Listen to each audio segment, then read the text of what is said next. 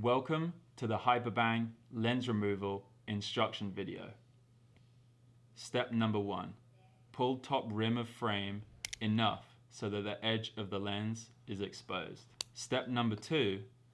Unhook one side of the lens so that the tab is exposed. Simply repeat with the opposite side. Step number 3. Remove lens nose bridge by pulling it up past the top of the frame.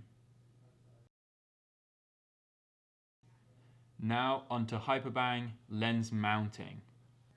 Step number 1. Point and insert the lens tab into groove on one side.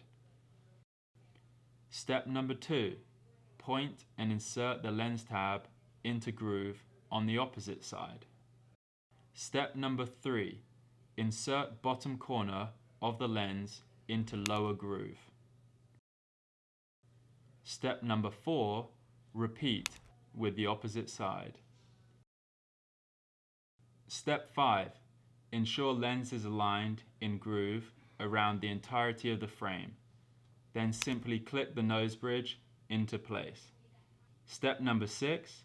Clean the lens with provided microfiber bag and get hyped.